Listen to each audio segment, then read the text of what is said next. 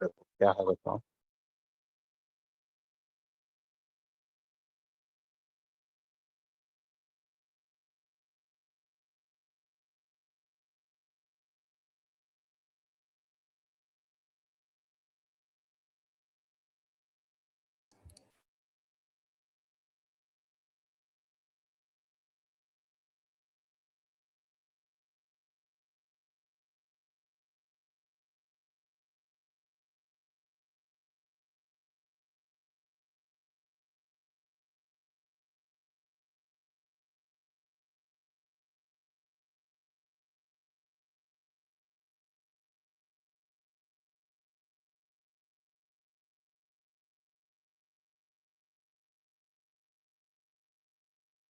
अच्छा, ये D1 question कौन सा है बेटे, वो पुली वाला है क्या?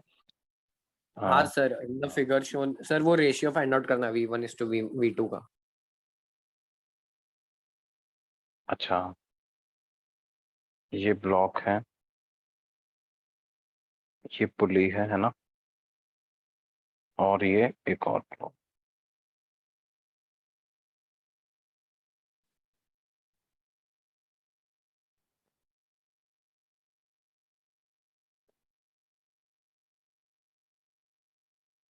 और ये एंगल हमें दिया हुआ है θ1, ये दिया हुआ है θ2। ये V1 वेलोसिटी से जा रहा है, ये V2 वेलोसिटी से, और ये पुली। तो अब देखो, हम क्या स्ट्रिंग कंस्ट्रेंट लगा सकते हैं? L1 + L2 is constant. इसका मतलब क्या हो जाएगा? dl1/dt प्लस dl2/dt, ये 0 हो जाएगा। dl1/dt को लिख देंगे -V1 cos θ1, dl2/dt को लिख दोगे V2 cos θ2। ये 0 होना चाहिए। सर हाँ सर बेटे। इस क्वेश्चन में सर एक डाउट है। हाँ बोलो बेटे। सर इस क्वेश्चन में देख के कैसे पता चलेगा कि कौन सा स्ट्रिंग डिक्रीज हो रहा है और कौन सा इंक्रीज हो रहा है? अच्छा देखो, जैसे ये वाली वेलोसिटी है ना, इस वेलोसिटी के आप कंपोनेंट जब करोगे तो एक कंपोनेंट इधर और एक ऐसे आएगा, यस सर।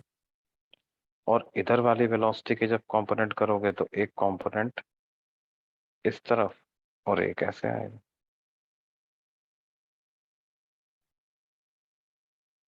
क्यों भाई? Yes sir. है ना? तो देखो, जो परपेंडिकुलर कंपोनेंट होता है उसकी वजह से तो लेंथ घटती बढ़ती नहीं है। हाँ, तो जो रस्सी के अलोंग जो कंपोनेंट होता है उसकी वजह से ही लेंथ चेंज होती है। अब ये वाला कंपोनेंट कैसा है? इनवर्ड डायरेक्शन में है, तो लेंथ कम करेगा वेलोसिटी। और ये वाला जो वेलोसिटी का कंपोनेंट है वो बाहर की तरफ है, स्ट्रिंग से अवे है ना, तो इससे डिस्टेंस बढ़ेगी। आप थोड़ा सा dt टाइम के बाद की सिचुएशन इमेजिन करके भी ड्रॉ कर सकते हो। कैसे? जैसे थोड़े से टाइम बाद अगर देखो तो ये यहाँ आ जाएगा और ये आगे चला जाएगा, तो ये लेंथ ऐसी हो जाएगी, ये वाली लेंथ ऐसी। तो क्या हो रहा है इसमें? ये वाली लंबाई कम हो गई और इधर वाली लेंथ बढ़ गई। क्यों बेटे? Okay sir. और बोलो। Sir D2। D2, D2 कौन सा है?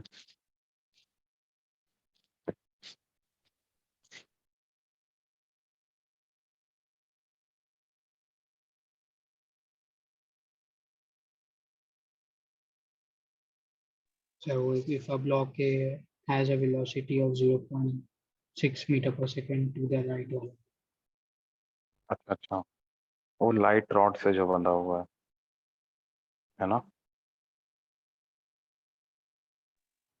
हाँ सर। ये ब्लॉक है और ये एक पुली है। ठीक है। Yes. और ये पुली के ऊपर से एक स्ट्रिंग जा रही है एक और पुली की तरफ, और वो ऐसे नीचे जाकर के कनेक्ट होती।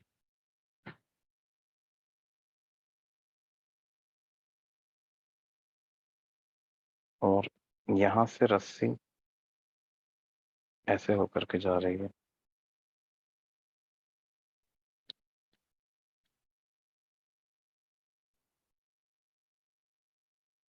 और ये एक और पुली है और इससे वो कनेक्ट हो रहा है।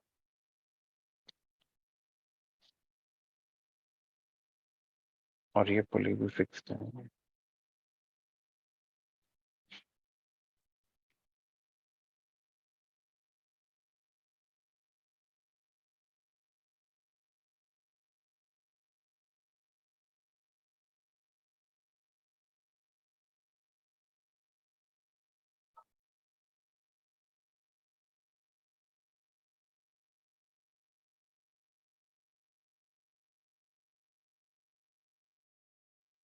ये इस तरह से है ना बेटे। ये वाली पुली तो फिक्स है basically। ऐसा ही डायग्राम है कुछ, या कुछ मैंने गलत बनाया है? यस सर, ऐसा ही।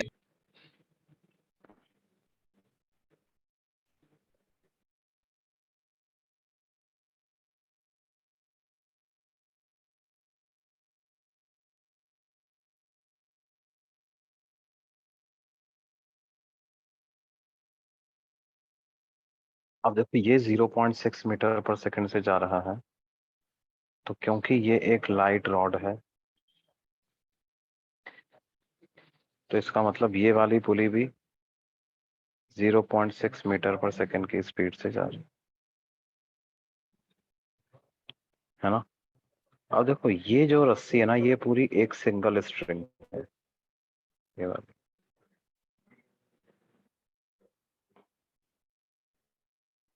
है। तो यहाँ से सेंटर से बंधी हुई है, यहाँ से स्टार्ट होकर के ऐसे जाती है और ऐसे होकर के इस तरह से जा करके हम नीचे से कनेक्ट होती है। ये बात समझ में आ रही है बच्चों? Yes sir.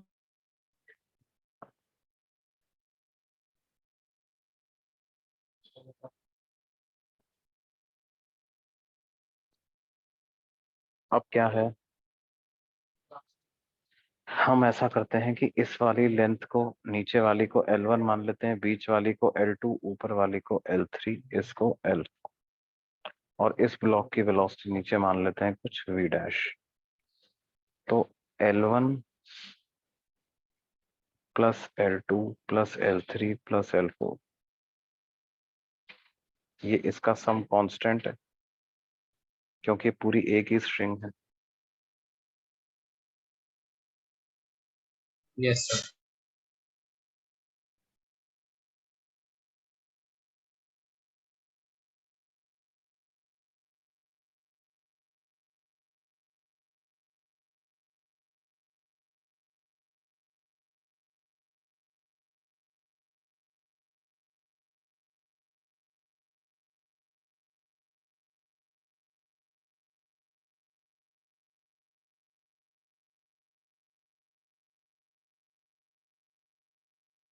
अब dl1 by D T plus dl2 by D T plus dl3 by D T, ये सब जीरो होना चाहिए।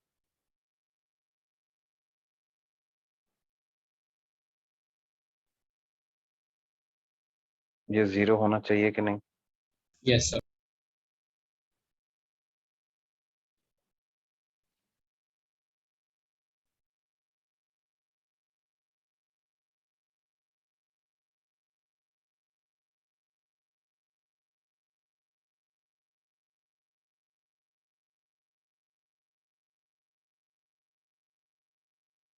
अब dl1 बाई डी टी को क्या लिखेंगे, देखो ये वाली पुली तो फिक्स है, ये पुली इसकी तरफ जा रही, तो L1 कम हो रहा है, तो माइनस 0.6 मीटर पर सेकंड आ जाएगा,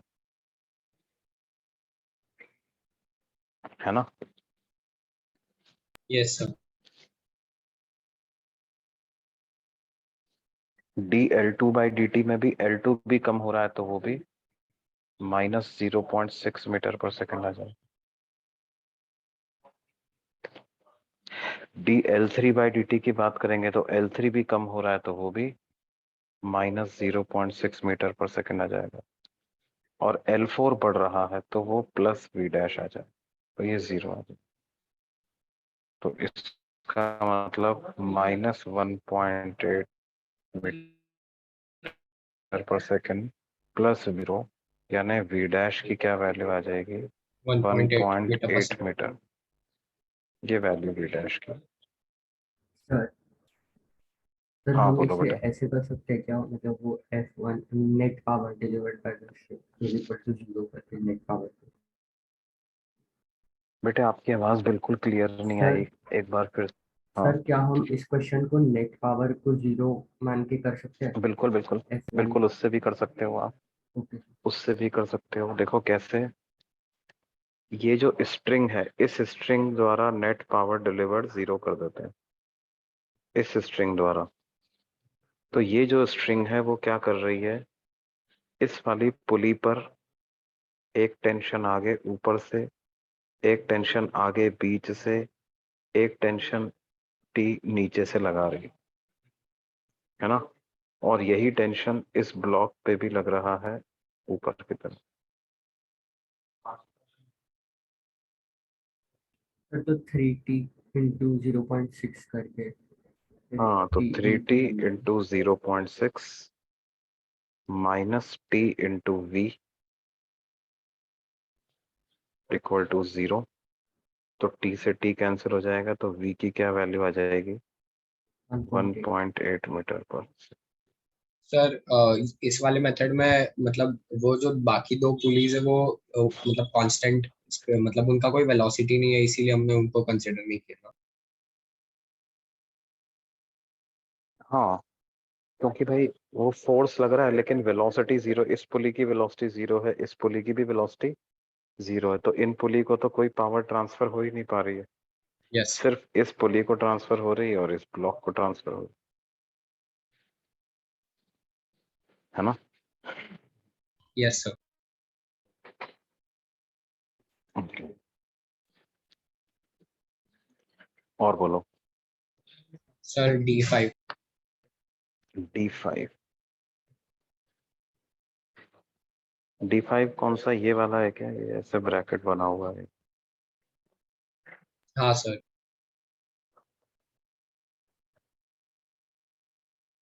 find the acceleration of A in terms of B।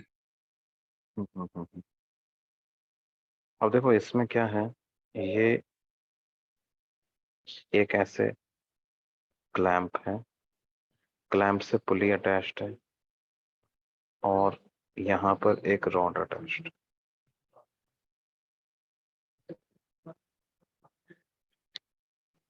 और ये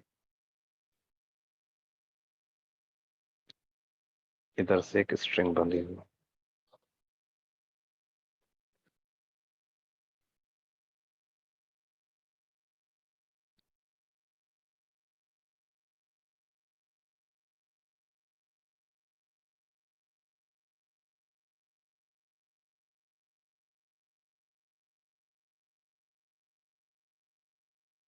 ये वेज आगे जा रहा है कुछ v1 वेलोसिटी से, है ना।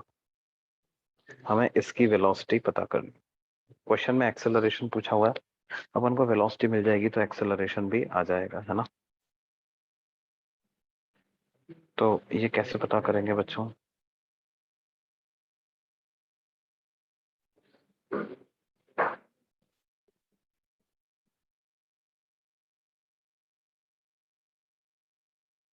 सर हम्म सर क्वेश्चन में जो B करके दिया हुआ है ना, सर वो हम्म वेलोसिटी है या एक्सीलरेशन है?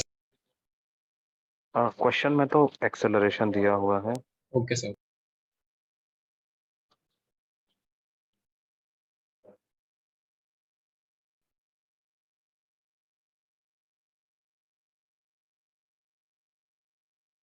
ठीक है,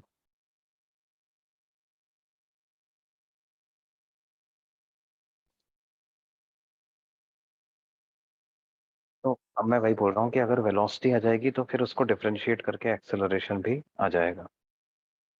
अब आप देखो कि ये ब्रैकेट आगे जाएगा तो इसके साथ ये पुली भी आगे जाएगी ना, क्योंकि ये पुली इसी से जुड़ी हुई यस सर। है ना। अब ये पुली भी अगर v1 वेलोसिटी से आगे जाएगी, इसका मतलब ये जो स्ट्रिंग है, स्ट्रिंग का इस तरफ पार्ट, इस तरफ वाला पार्ट की लेंथ बढ़ेगी क्या बेटे? Yes sir. तो इधर वाले पार्ट को कम होना पड़ेगा। भाई मान लो ये पुली यहाँ पहुंच गई तो ये रस्सी को अब ऐसे होकर के आना पड़ेगा ना।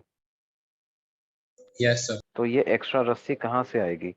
ये टोटल लेंथ ऑफ स्ट्रिंग तो कांस्टेंट है, तो ये वर्टिकल पार्ट की लेंथ को कम होना पड़ेगा।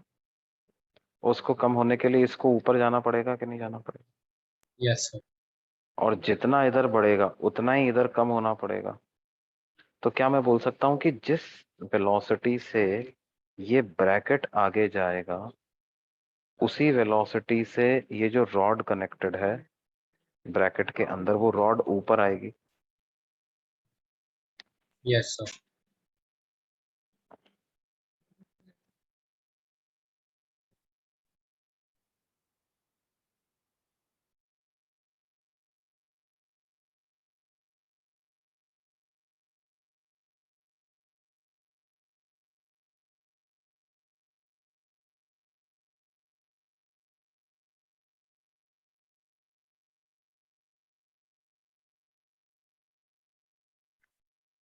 इसी वेलोसिटी से ये रॉड ऊपर आएगी। तो अगर इसकी वेलोसिटी v1 है तो रॉड की भी वेलोसिटी v1 ही ऊपर रहेगी। अच्छा एक बात और आप समझो कि ये रॉड जो रहेगी वो रहेगी तो इस ब्रैकेट के बीच में ही ना। Yes yes sir. तो अगर मान लो ये ब्रैकेट आगे चला जाता है तो ये रॉड उसके साथ आगे भी तो जाएगी, हाँ सर। और जितना ब्रैकेट जाएगा उतना ही रॉड को भी आगे जाना पड़ेगा। इसका मतलब हम क्या बोल सकते हैं, इस रॉड के पास इधर की तरफ भी वेलोसिटी एक v1 है ना। तो हम यस वेलोसिटी ऑफ रॉड को क्या बोल सकते हैं, v1 i cap plus v1 j cap. ऐसा हम वेलोसिटी ऑफ रॉड बोल सकते हैं। अब इसको आप डिफरेंशिएट कर दोगे तो एक्सेलरेशन ऑफ रॉड आ जाएगा, यानी एक्सेलरेशन ऑफ रॉड कितना हो जाएगा, dv1 by dt i cap plus dv1 by dt j cap. और dv1 बाई dt क्या है, इस ब्रैकेट का एक्सेलरेशन जो कि b लिखा हुआ है ना वहां पे। यस तो सर। ये हो जाएगा b i cap plus b j। Acceleration of rod कितना हो जाएगा, b i cap plus b j cap. मतलब b राइट में है और b ऊपर। सर मतलब इस क्वेश्चन को ऐसे सोच के ही करना है ना, मतलब कुछ एफबीडी ड्रॉ करके या पावर डिलीवर्ड से नहीं करना है ना। पावर डिलीवर से भी कर सकते हो आप। जो हमने सोचा है बेसिकली वो पावर डिलीवर का ही कॉन्सेप्ट है। देखो पावर डिलीवर से जब आप करोगे तो क्या होगा,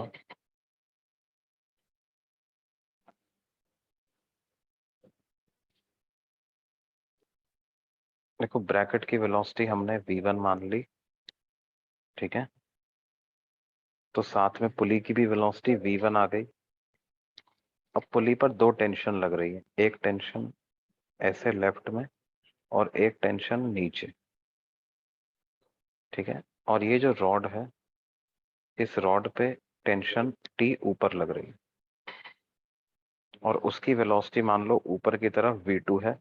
अच्छा राइट साइड में तो रॉड के पास v1 वेलोसिटी रहेगी, ये तो अपन सोच के लिख सकते हैं, है ना बच्चों। अब क्या है, पावर डिलीवर्ड बाय टेंशन को जब आप जीरो करोगे तो ये वाला जो टेंशन है, ये जो वर्टिकल डायरेक्शन में लग रहा है, ये वाला तो पुली को कोई पावर डिलीवर नहीं कर रहा, क्योंकि पुली की वेलोसिटी तो हॉरिजॉन्टल डायरेक्शन में है। इनके बीच में एंगल तो 90 डिग्री बन रहा है। तो ये वाले टेंशन तो वेलोसिटी के को जब मल्टीप्लाई करोगे तो cos 90 भी आएगा, cos 90 0 हो जाएगा। तो ये वाला टेंशन तो कोई पावर डिलीवर नहीं कर रहा, ये वाला टेंशन कर रहा है, नेगेटिव पावर डिलीवर कर रहा है। तो -t इंटू V1 आ जाएगा। ये कितना हो जाएगा? -t V1। और उसी तरह से ये वाला जो टेंशन है ये पावर डिलीवर कर रहा है कितना? +t into V2। ये 0 आ जाएगा। इससे भी हमें पता चल जाएगा V2 बराबर है V1 के। तो रॉड की वेलोसिटी के दो कंपोनेंट आ गए, एक ऊपर V2 एक राइट में V1, और V2 भी V1 के बराबर आ गया। तो वेलोसिटी ऑफ रॉड को क्या लिखेंगे हम? V1 I cap plus V1 J cap.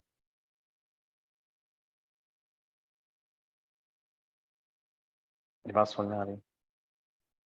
Yes sir. और बोलो बच्चों।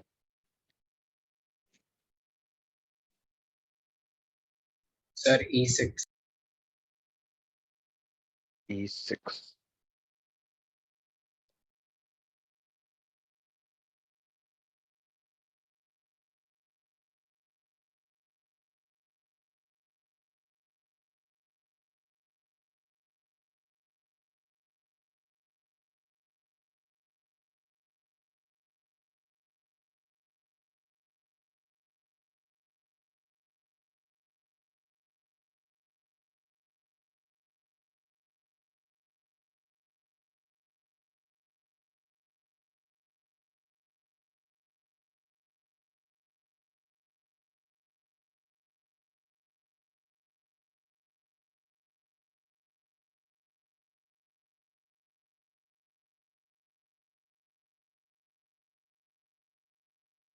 E6 क्या है बच्चों?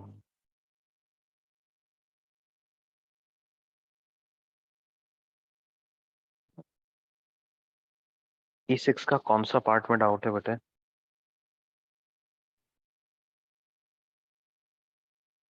E6 कौन सा वाला है तुम्हारे में?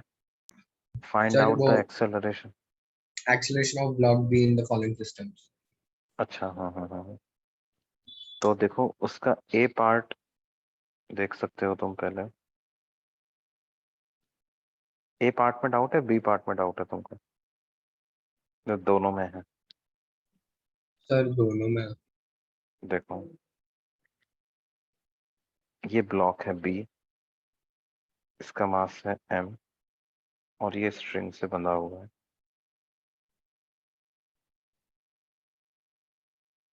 ये स्ट्रिंग पुली के ऊपर से होकर के जाती है।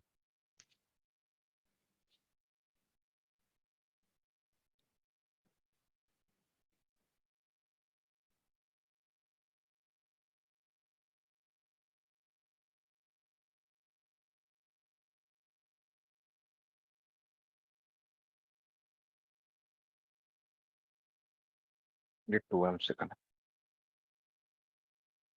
अब देखो क्या है, इसकी वेलोसिटी आप अगर v1 मानते हो और इसकी v2,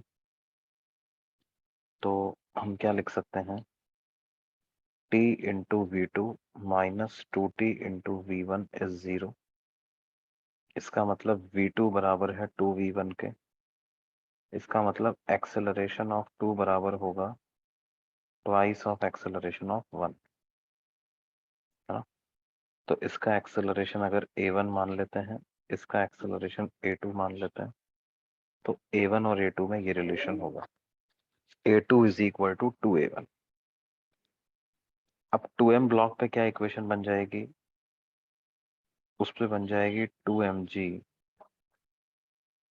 minus 2t equal to 2ma1। ये टेंशन t है, ये t है, ये t है, ये 2t आ जाए।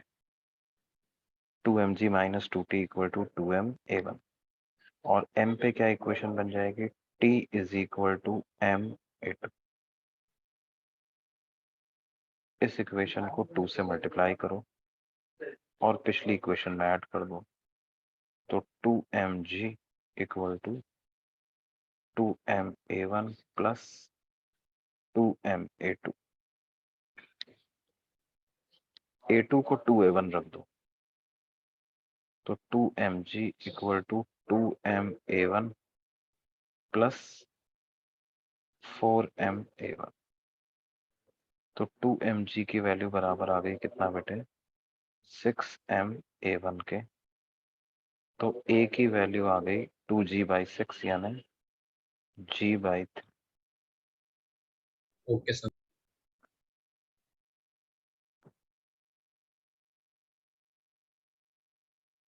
ठीक है, अब a1 इतना आ गया, हमें तो b की एक्सेलरेशन, b का एक्सेलरेशन पता लगाना था।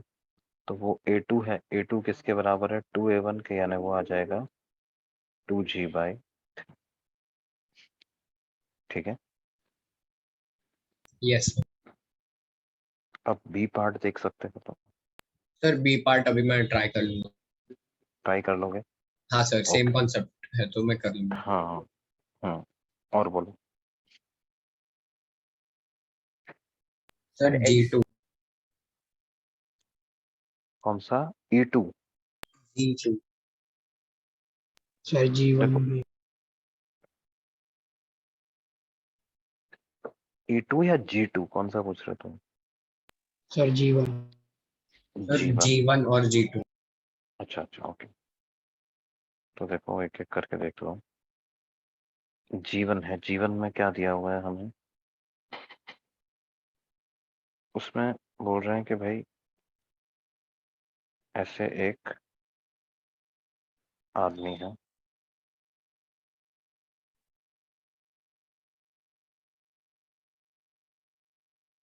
और स्प्रिंग वाला है ना वो तो, 2 मास है और स्प्रिंग में 200 न्यूटन का फोर्स लगाया है। अच्छा वो वाला, ओके ओके। देखो उसमें क्या है, एक 10 किलोग्राम का मास है और एक कितना है, सर ये नहीं है 12। G1। हाँ बेटे, सर वो जो आप बता रहे थे ना सर, वो मैन वाला वही है G1। ओके सर, अरे वो, सॉरी सर, मैं ऑब्जेक्टिव का देख रहा हूँ। हाँ ये पार्ट 2 का है एक्चुअली, है। ये पार्ट 2 का जीवन है, जो मैं बता रहा था वो पार्ट 1 का जीवन। तो कौन सा पूछना है तुमको, पार्ट 2 का या पार्ट सर 1 का? पार्ट 1 का, पार्ट 1। पार्ट 1 का पूछना है।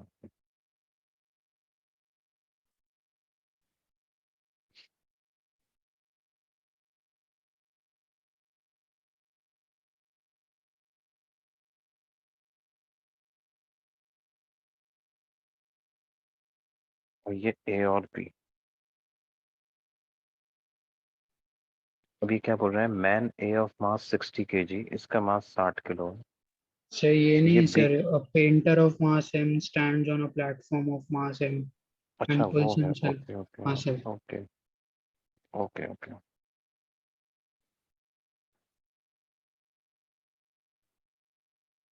ये वाला,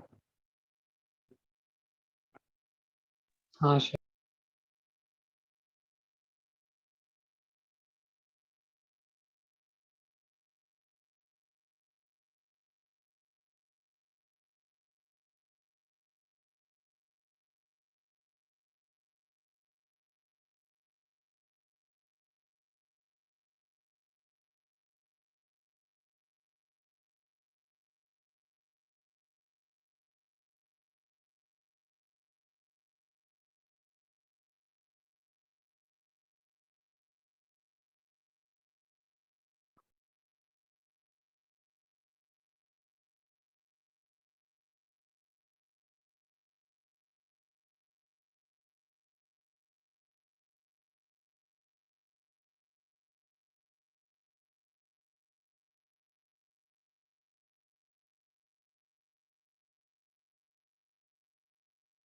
ऐसा है ना।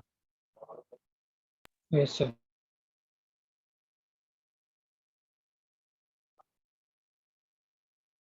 प्लेटफॉर्म का मास इसमें, और हमें क्या दे रहा है, ये रस्सियों पे एफ फोर्स लगा रहा है। देखो जितना फोर्स ही रस्सी में लगाएगा उतना ही टेंशन क्रिएट हो जाएगा रस्सी में। हाँ सर।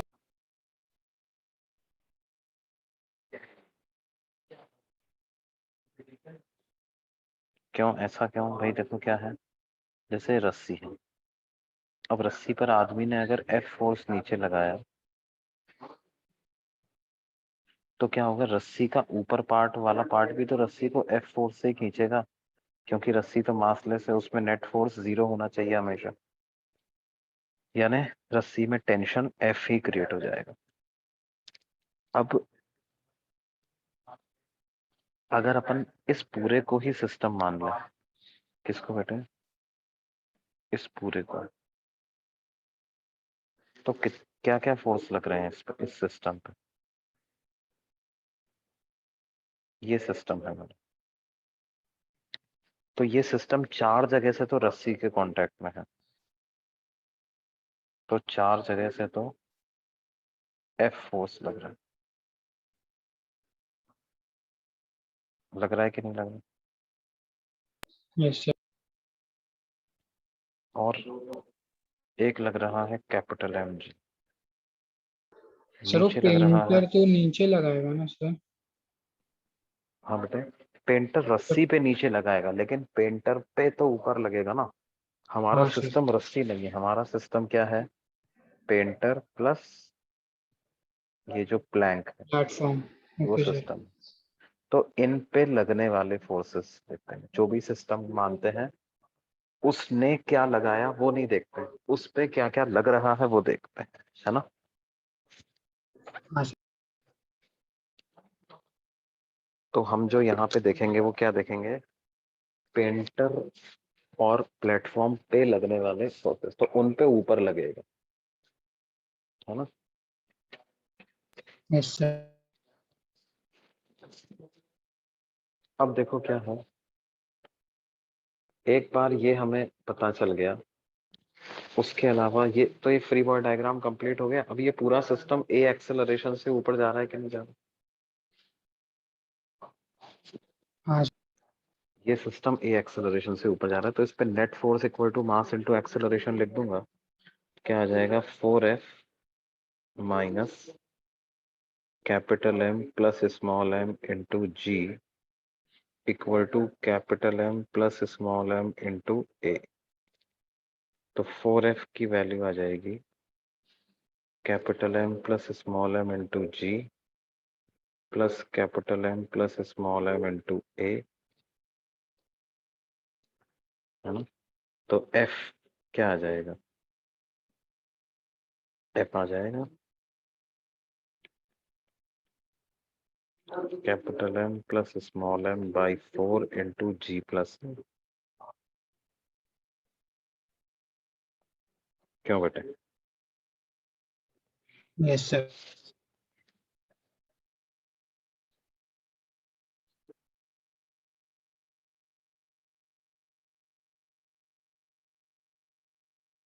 और बोलो भाई। Sir G2। G2 कौन सा वाला है, पढ़ के बता दो यार, मेरे वाले पास शीट में थोड़ा ऊपर नीचे है। सर वो सर 3 वो मंकी है भी। मंकीज वाला। मंकी वाला। हाँ सर। हाँ सर सर। सर इसमें आप मतलब अलग अलग एफपीडी ड्रॉ करके बताइए ना, ए बी और सी का।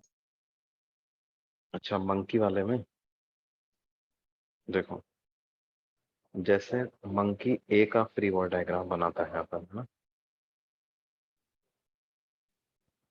ये मंकी ए है। अब इस पर क्या है, जो ऊपर वाला सेगमेंट है उससे टेंशन लगेगा T1 ऊपर, है ना। यस। उसने ऊपर वाली रस्सी को अपने पैरों से पकड़ा हुआ है, तो पैरों पे T1 टेंशन ऊपर लग जाएगा, और नीचे वाली रस्सी T2 टेंशन नीचे लगा रही होगी, है ना। यस। अच्छा, उसके अलावा उस पर एक फोर्स और लग रहा होगा, क्या, उसका खुद का मास इंटू जी, यानी 10G।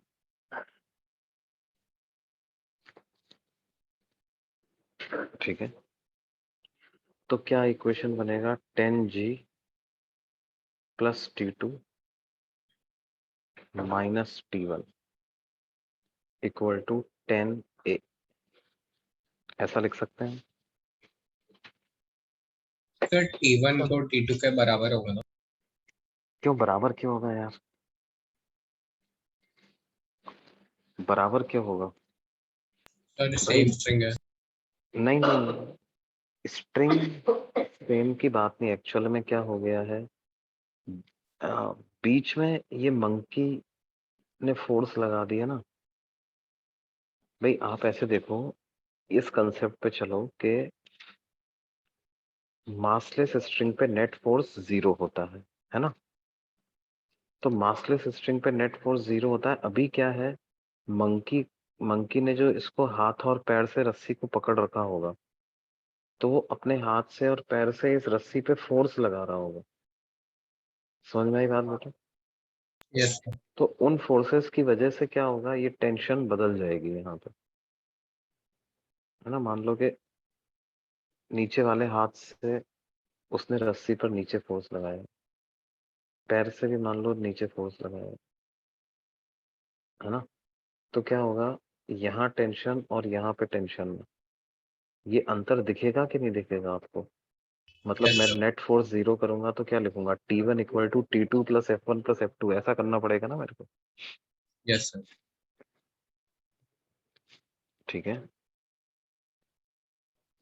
देखो तुम्हें ध्यान है कि हम जब एक पुली के ऊपर से रस्सी होकर के जाती थी, तो मैंने समझाया था तुम्हें कि अगर पुली और रस्सी के बीच में फ्रिक्शन नहीं है, तभी हम बोल सकते हैं कि दोनों जगह पर टेंशन सेम होगा।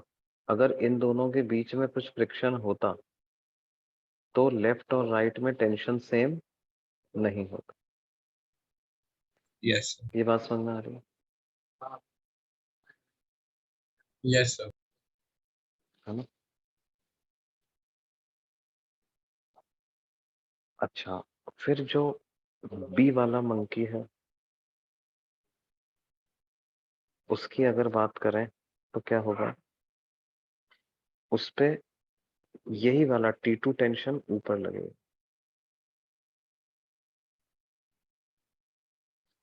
और उसके नीचे वाली जो सेगमेंट है वो उस पर T3 टेंशन पैर पर नीचे लगा रही है, और एक उसका mg उस पर नीचे लग रहा होगा, मतलब कि 15G नीचे लग रहा है ना? और वो जो तीसरा वाला मंकी है,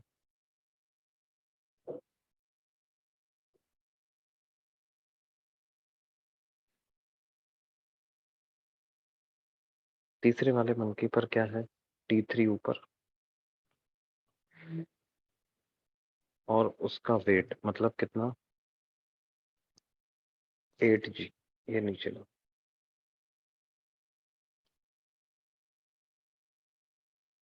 अभी एक्सेलरेशन की यदि बात करें तो ये नीचे आ रहा है 2 मीटर पर सेकंड स्क्वायर से, हाँ?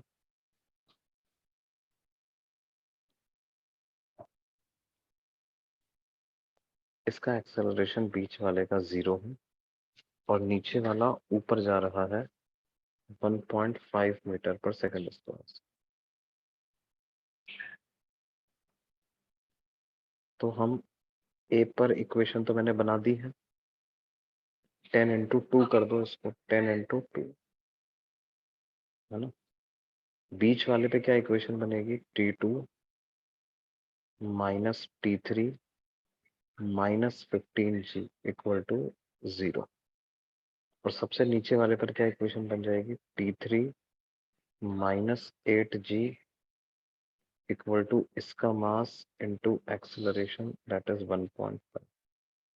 तो T3 माइनस 80 ये बराबर हो जाएगा किसके, 12।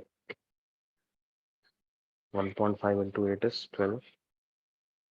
तो T3 की वैल्यू कितनी आ जाएगी आपके पास, 92 न्यूटन, है ना? ये बात समझ में आती है? Yes sir.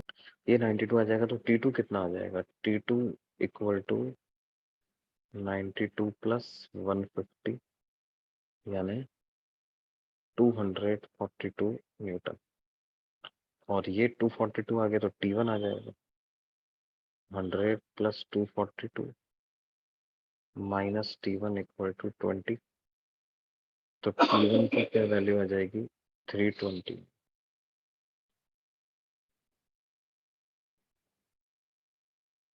ये बात समझ में आ रही है? यस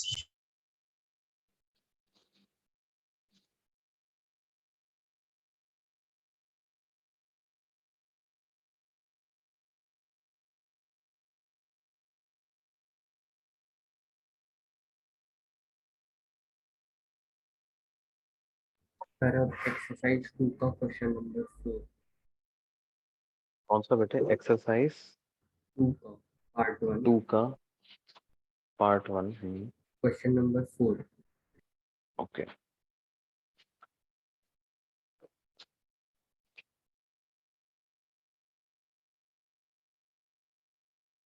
ये कौन सा है भाई? Sir 2 masses m small m and capital M are attached with string। Sir equilibrium में होना चाहिए सर, 45 डिग्रीज पर वो है। अच्छा अच्छा,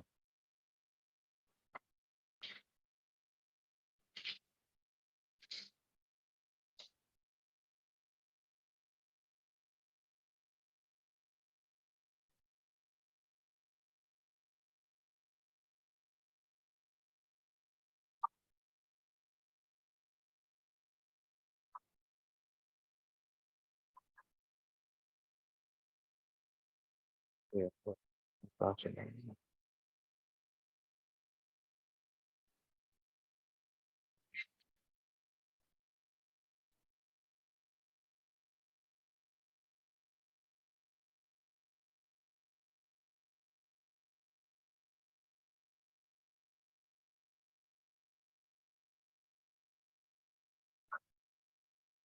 फिर एक बार इसका पिक भेजना तो मेरे को क्वेश्चन का तुम्हारा। यस सर, एक सेकंड।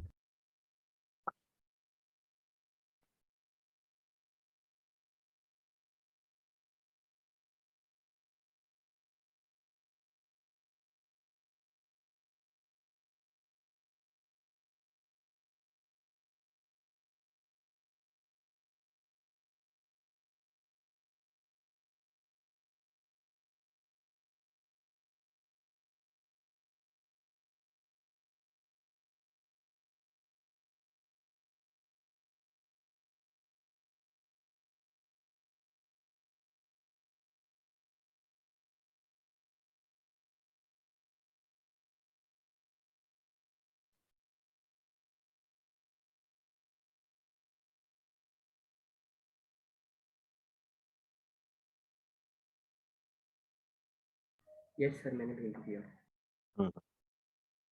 देखो क्या नाम, यस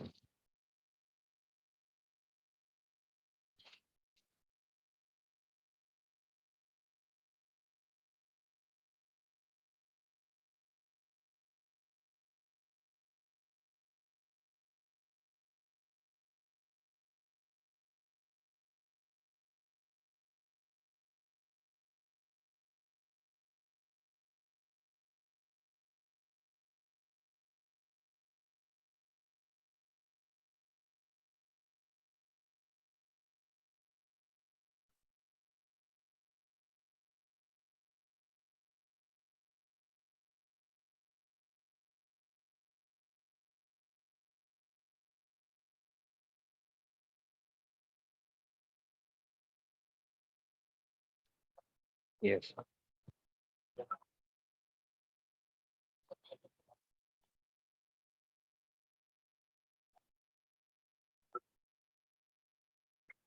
देखो बेटे इसमें क्या है, अच्छा क्या इधर टेंशन और इधर टेंशन बराबर है नहीं, ये नजर आ रहा है तुमको? Yes sir. वो कैसे? इस वाले छोटे से नोड का फ्री बॉडी डायग्राम बनाओ तो इसका फ्री बॉडी डायग्राम बनाओगे तो मान लो एक को T1 एक को T2 मानते हो, तो T2 लगेगा इधर, T1 लगेगा ऐसे, और ये एंगल दोनों रहेंगे 45 डिग्री 45 डिग्री, है ना? सर ठीक तो है, T1 का हॉरिजॉन्टल कंपोनेंट वो T2 के हॉरिजॉन्टल कंपोनेंट के बराबर होना चाहिए बराबर क्योंकि हो जाएगा, इक्विलिब्रियम में और इसीलिए। इक्विलिब्रियम में, है ना? हाँ सर। तो T1 cos 45 equal to T2 cos 45, यानी T1 बराबर आ जाएगा किसके? T2 के। ठीक है। अच्छा, यहाँ पे टेंशन mg रहेगी, तो T1 sin 45 plus T1 T2 sin 45, ये मिलके बराबर होना चाहिए mg के, और T1 इक्वल टू T2 है तो 2T1 sin 45 equal to mg।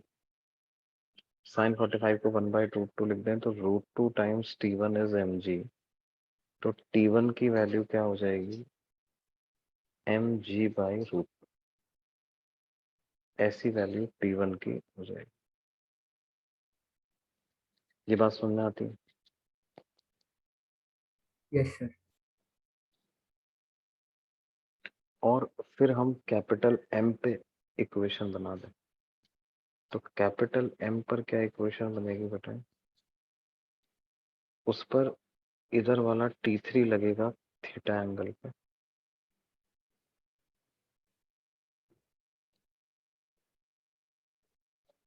T2 लगेगा 45 डिग्री एंगल पे,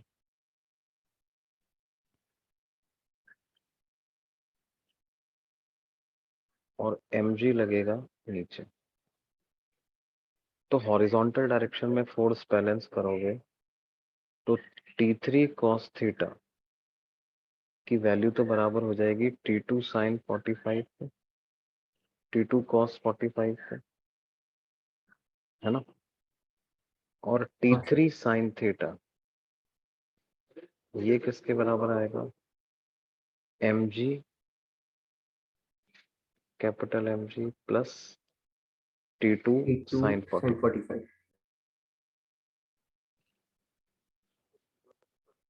तो दोनों को डिवाइड कर दोगे तो tan थीटा की वैल्यू क्या आ जाएगी बेटे?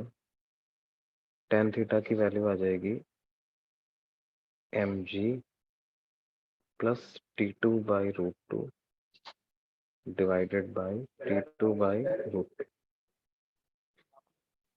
तो ये आ जाएगा कैपिटल mg। अच्छा, T2 और T1 तो बराबर है ना? तो mg/√2 करेंगे तो यहाँ पर mg/2 आ जाएगा, और इधर भी mg/2 आ जाएगा। तो ये g से g कैंसिल हो गया, तो ये वैल्यू आ जाएगी capital M upon m/2 plus 1, ये वैल्यू tan थीटा की आ जाएगी, हाँ सर समझ गया। है ना? और बोलो।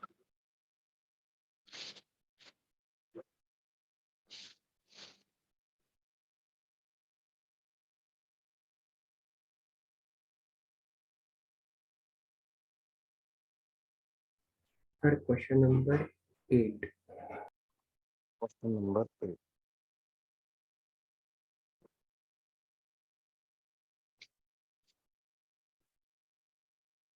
सर क्वेश्चन 7 में ओके ओके।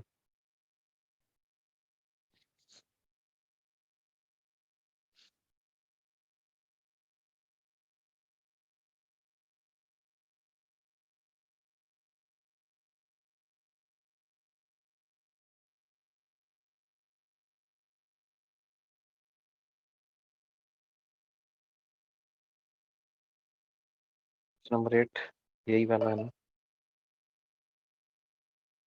सर वो बलून वाला बलून क्रॉस में W। अच्छा, बलून वाला है क्या? Okay okay okay. तो देखो उसमें क्या है, मान लो आपको दिया हुआ है कि हम मान लेते हैं इनिशियल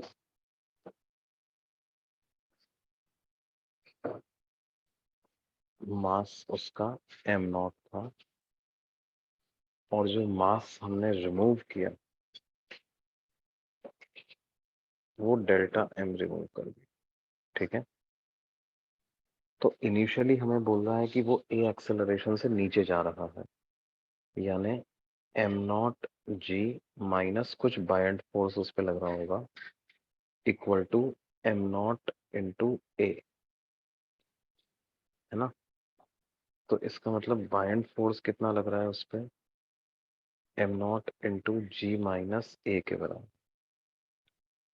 अब कुछ मास हटा दिया हमने, तो अब उसके पास कितना मास बच गया, M naught minus delta M, इतना मास बच गया। अब बाइंड फोर्स तो उतना ही लग रहा है, तो अब वो कैसे जाएगा, B minus M naught minus delta M into ji equal to M naught पर माइनस लेकिन हमें डेल्टा तो एम बायस इंटू। फोर्स को नेग्लेक्ट करना है। क्या बेटे, क्या बोल रहे हो? सर हमें तो दिया है कि बायस फोर्स को नेग्लेक्ट करो, मतलब कंसीडर ही मत करो सर। क्या नेग्लेक्ट करो? सर बायस फोर्स को, सर बायस फोर्स को हमें नेग्लेक्ट करने बोला है ना।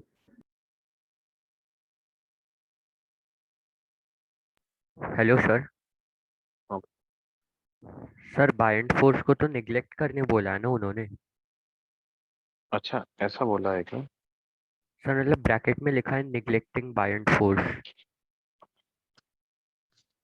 अच्छा क्वेश्चन भेजो, क्वेश्चन भेजो मेरे को। Yes sir.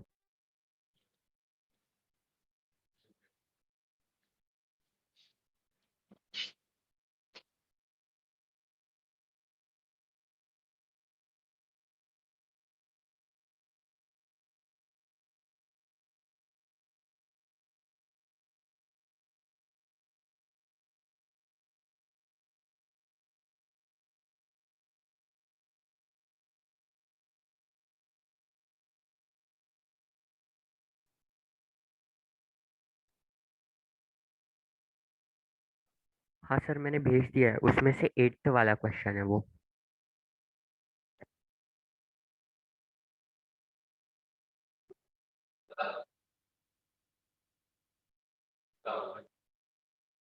ओके, हाँ भाई ये क्वेश्चन तो देखो ऐसा है,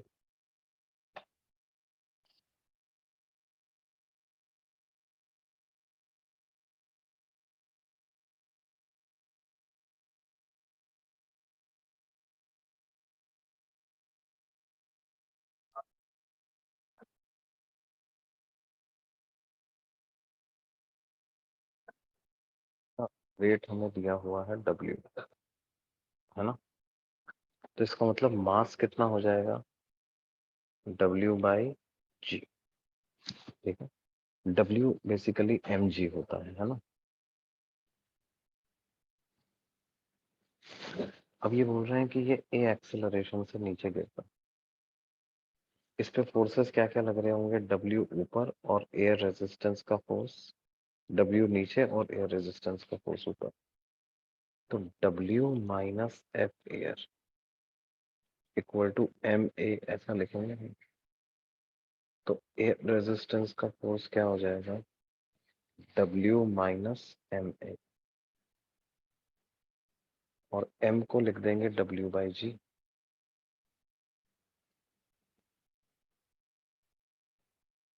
तो इसका मतलब फोर्स ऑफ एयर रेजिस्टेंस कितना हो गया, W into one minus A by.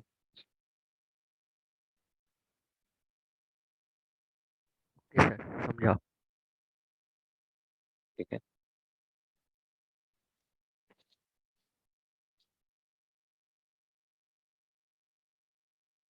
और बोलो।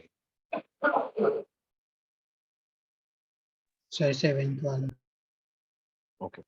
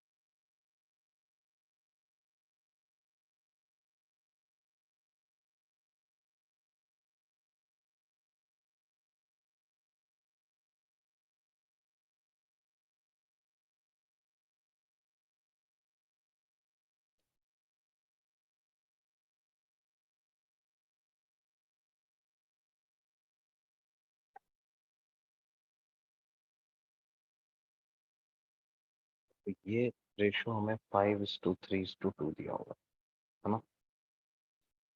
इसका मतलब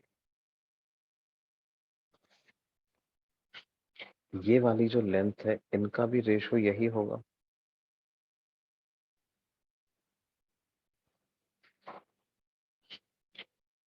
तो अगर इसको मैं 2x कहूँ तो ये वाली 3x हो जाएगी और ये लेंथ 5x हो जाएगी। अब A3 की जो डिस्टेंस है इस पॉइंट से वो कितनी है, 5 और 3 8 और 2 10, तो 10x है। तो d/dt ऑफ 10x ये बराबर है v के। इसका मतलब 10 dx/dt is equal to v। तो dx/dt कितना आ रहा है, v/10। अब वेलोसिटी ऑफ 2 अगर आपको निकालनी है तो वो होगी d/dt ऑफ 8x। तो यानी ये हो जाएगी 8 इंटू dx/dt, और dx/dt को लिखेंगे v/10, तो v2 हो जाएगा 8v/10 यानी 0.8 v के बराबर ये वैल्यू हो जाएगी। ये बात समझ में आती है। Yes, sir.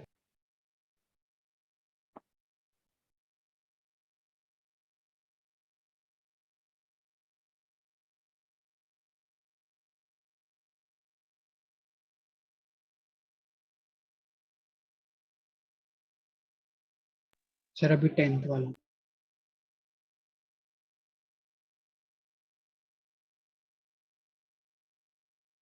वो भी भेजो यार, वो कौन सा है।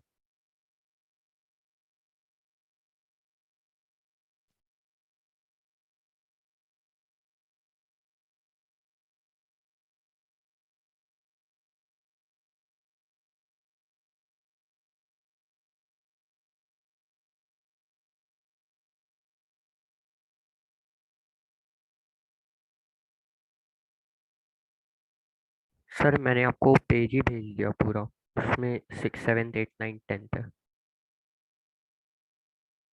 सर 6th वाला भी डाउट है।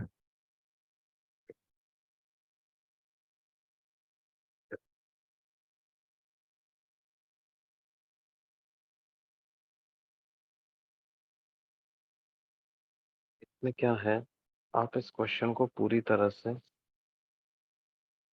इस कार के रिलेटिव में सॉल्व कर लो।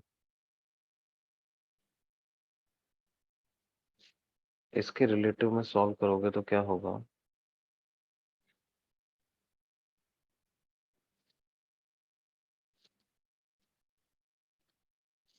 अगर आप इस रोप को a एक्सेलरेशन से पुल करोगे तो कार के रिलेटिव ये ब्लॉक भी a एक्सेलरेशन से इधर जाएगा, क्योंकि लेंथ ऑफ स्ट्रिंग कांस्टेंट है।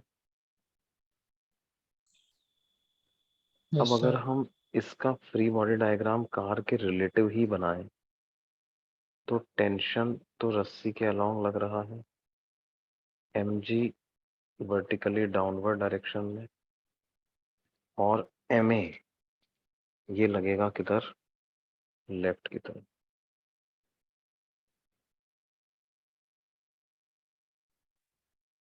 अब देखो mg और क्योंकि रिजल्टेंट एक्सेलरेशन इस डायरेक्शन में आ रहा है तो mg और ma का रिजल्टेंट भी इसी डायरेक्शन में आ जाएगा, तो वो ऐसा ही आएगा, m√g² + a² इस डायरेक्शन में ही आएगा। तो अपने आप थीटा इस तरह से एडजस्ट हो जाएगा। तो अब देखा जाए तो दो फोर्सेस बचे हैं, टेंशन आगे और m√g² + a² पीछे। तो t - m (g² + a² is equal to ma। तो t की वैल्यू हो जाएगी m√g² + a² प्लस ये ऐसी t की वैल्यू। अच्छा, Okay, sir. 6th क्वेश्चन में क्या है बेटे, देखो आप एक ऐसा सिस्टम कंसिडर करो कि जो कि वेज पे रखा हुआ है, दो अलग अलग ब्लॉक्स हैं, एक का मास m1 है, दूसरे का मास m2 है ना। इधर फोर्स लगेगा m1g साइन अल्फा और इधर फोर्स लगेगा m2g साइन बीटा। अगर m1g साइन अल्फा बराबर हो गया m2g साइन बीटा के, इसका यानी कि m1 साइन अल्फा बराबर हो गया किसके, m2 साइन बीटा के, तो एक्सेलरेशन सिस्टम का 0 आ जाएगा कि नहीं आ जाएगा? Yes sir.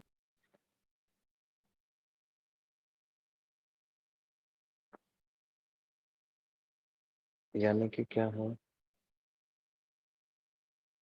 अब देखो यहाँ पर ब्लॉक की जगह पूरी पूरी रोप रखी हुई है ना,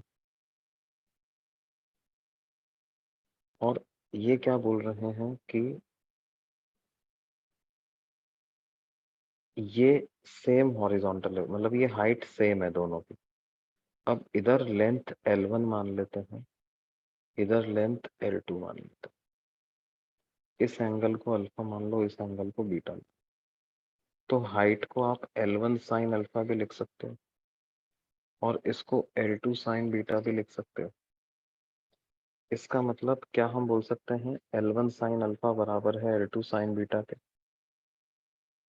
हाँ सर। और अगर लेंथ बराबर है तो मास लेंथ के प्रोपोर्शनली तो होता है। इसका मतलब L1 का मास अगर m1 बोले, L2 का मास m2 बोले, तो क्या हम बोल सकते हैं m1 साइन अल्फा बराबर है m2 साइन बीटा के।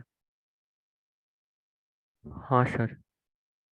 तो यही वाली कंडीशन सेटिस्फाई हो गई कि नहीं हो गई यहाँ पे?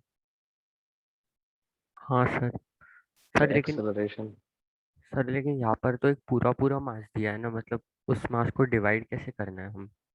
कोई मतलब यहाँ से डिवाइड कर लो ना, सर तो ये है मतलब वो इक्वली डिवाइड इसके, होगा क्या? नहीं m1। इक्वली डिवाइड नहीं होगा, इस तरह से होगा ना, लेंथ के प्रोपोर्शन में डिवाइड होगा ना बेटा। हाँ सर, ओके सर, मास समझा किस, सर। जितनी लेंथ है उसी के प्रोपोर्शन में मास आएगा। Yes sir. हम्म, और बोलो।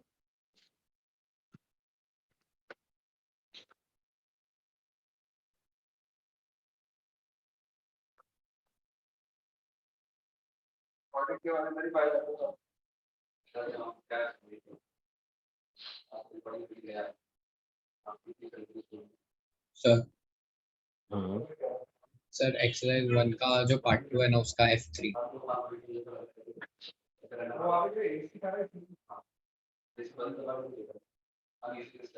F3। Yes sir.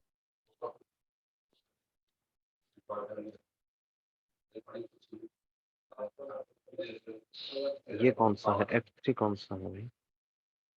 और massless spring is attached to 2 kg trolley and refuse to pull the trolley.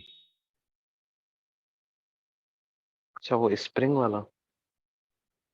Yes sir.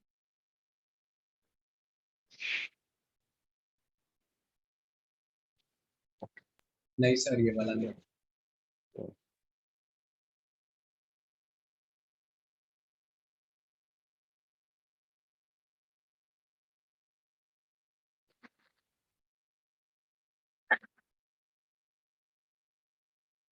वो कौन सा है? सर मैंने आपको भेज।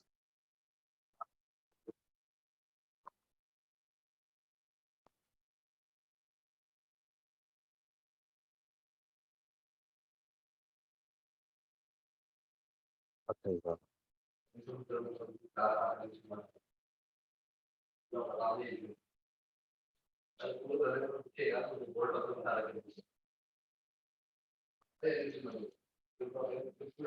अच्छा देखो, रीडिंग अगर हमें दिया हुआ है कितना,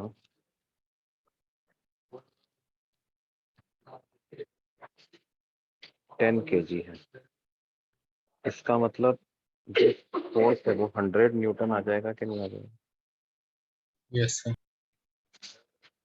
तो बस ये 2 kg है, इस पे 100 न्यूटन फोर्स लग रहा है, तो एक्सेलरेशन क्या होगा? 100 upon mass, force upon mass, यानी 50 मीटर पर सेकंड स्क्वायर एक्सेलरेशन आ जाएगा। क्यों भाई? सर आंसर में 49 दिया है। हाँ, तो वो जी को उन्होंने 9.8 ले लिया है ना, मतलब उन्होंने फोर्स को क्या लिख दिया, 10G, यानी 10 इंटू 9.8, 98 न्यूटन का फोर्स ले लिया।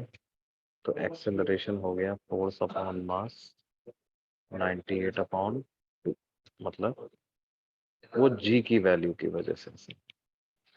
Okay sir.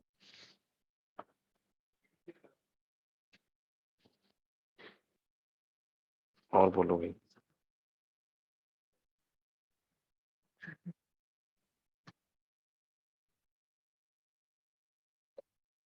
Sir H2 H2 H2 क्या है? so triangular block of mass n।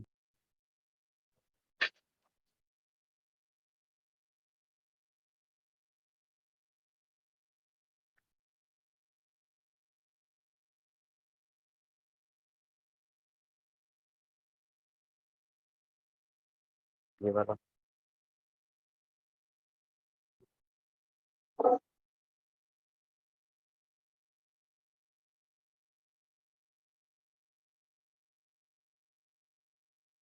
अब इसमें क्या पूछा है यार, बस पूरा क्वेश्चन पढ़ना था। सर मैं आपको फोटो भेजू क्या? भेजो।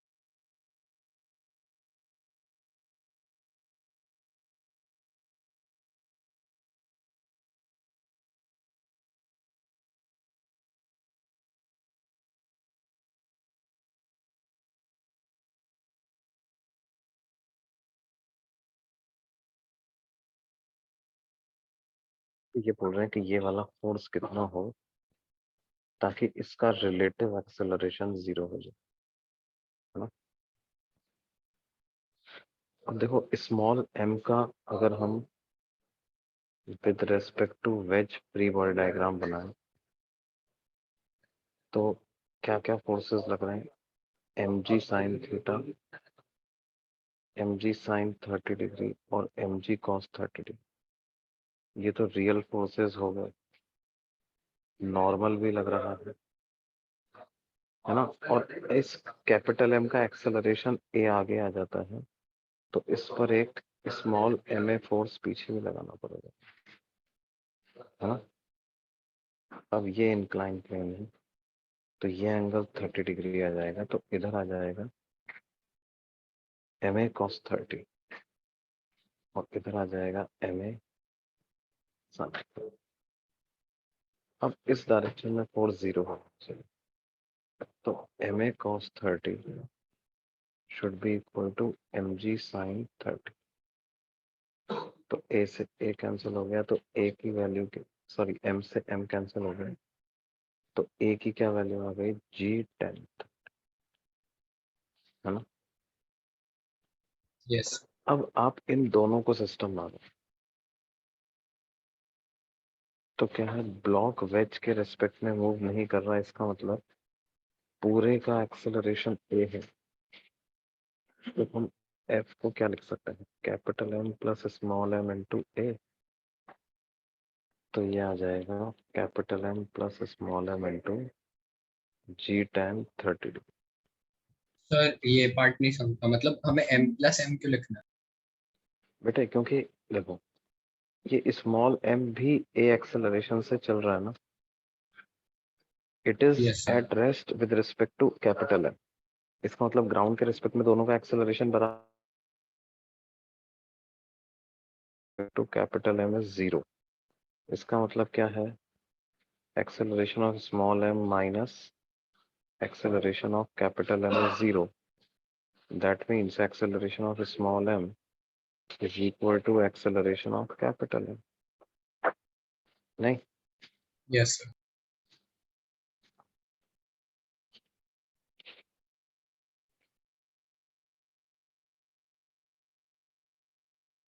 सर अभी एक्सरसाइज 2 के पार्ट 2 पर H3 में भी डाउट है ना? देखो H3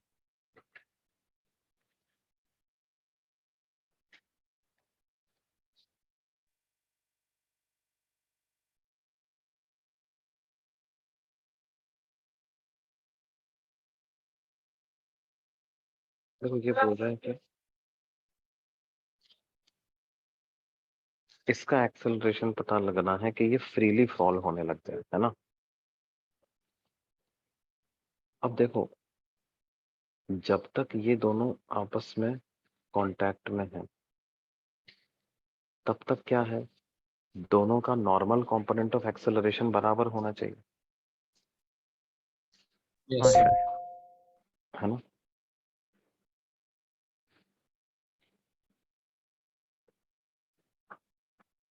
अच्छा, ये अगर इसका नॉर्मल कंपोनेंट ऑफ एक्सेलरेशन क्या है, ये एंगल थीटा है, तो एक्सेलरेशन का इधर कंपोनेंट तो हो जाएगा a cos थीटा और इधर कंपोनेंट हो जाएगा a sin, ठीक है। m का इधर एक्सेलरेशन g आ जाए तो इधर आ जाएगा g sin थीटा और इधर आ जाएगा g cos थीटा। अब अभी जस्ट कांटेक्ट लूज होना स्टार्ट हुआ ही है, तो यानी a sin theta equal to g cos theta बोल सकते हैं कि नहीं? यानी a बराबर होना चाहिए किसके, g cot theta. Sir question मतलब फॉल्स फ्रीली का क्या मतलब? फॉल फ्रीली का मतलब ये नॉर्मल इनके बीच का जस्ट 0 होने वाला, ओके सर. है ना? अब नॉर्मल अगर 0 हो गया इनके बीच का, तो इस पे फोर्स सिर्फ एक लग रहा है mg। Yes sir. इसका मतलब एक्सेलरेशन क्या होगा, g डाउनवर्ड्स। इसीलिए तो इसका एक्सेलरेशन मैंने g डाउनवर्ड्स बोल दिया,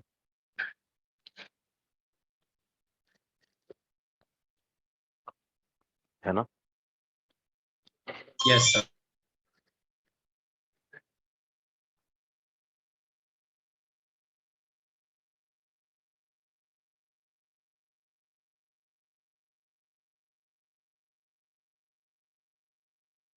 सर सर एक्सरसाइज हाँ 2 के बोलो। पार्ट 2 का थर्ड बताइए ना।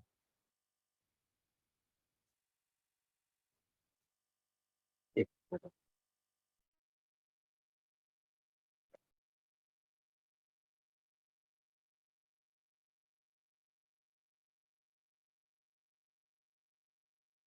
सब थर्ड का भी वो भेज दो यार, पिक भेज दो मेरे को, कैसा है।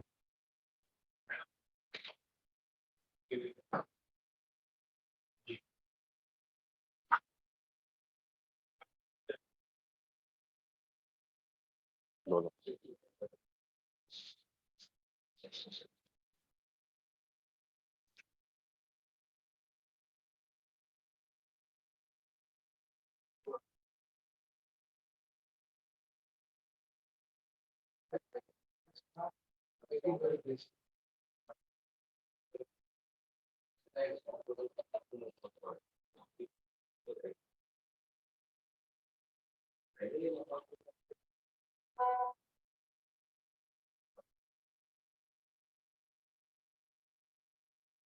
देखो बेटा, ये क्वेश्चन कैसा है, ये ऐसा है कि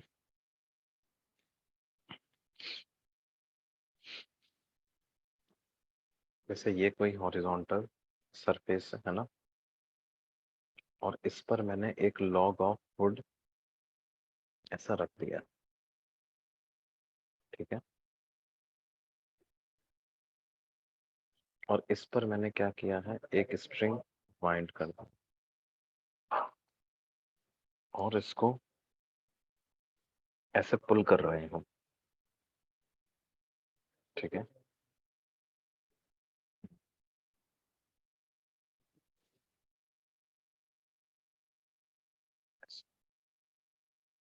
समझ रहे हो बेटा? Yes, sir. तो इसका टॉप व्यू कैसा दिखता है? टॉप व्यू ऐसा दिखता है, ऐसे आपने इसको व्यू पुल कर रहे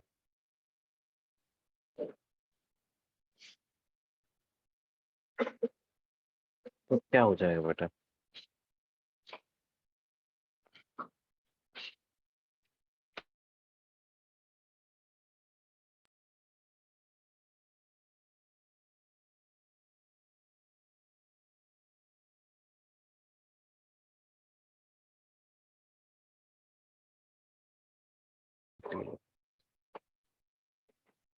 तो 2t cos थीटा तो f के बराबर बोल सकते हैं, तो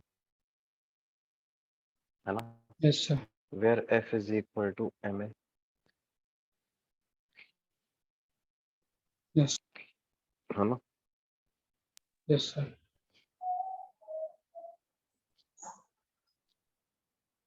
तो t कितना हो गया, t बराबर हो गया f upon 2 cos theta.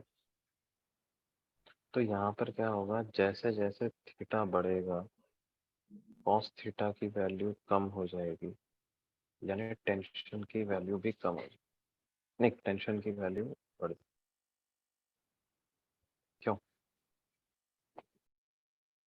Yes, sir. भाई? थीटा बढ़ता है तो cos थीटा कम होता है ना, थीटा 90 डिग्री पे cos की वैल्यू 0 होती है। हाँ सर.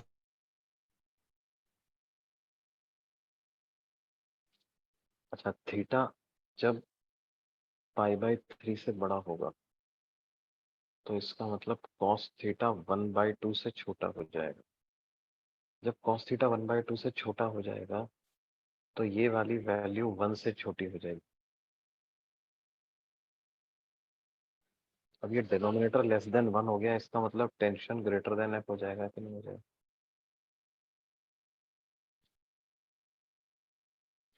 Yes. है ना।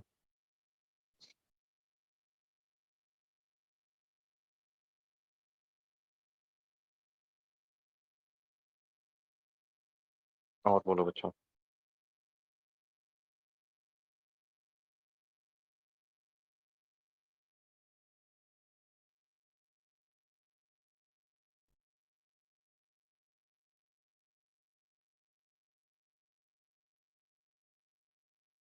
सर अभी हमारी मैथ्स क्लास है, अब 1 मिनट में. चलो ठीक है बच्चों, ठीक है, थैंक यू सर. बाकी Thank अगली you. क्लास से लगते हैं।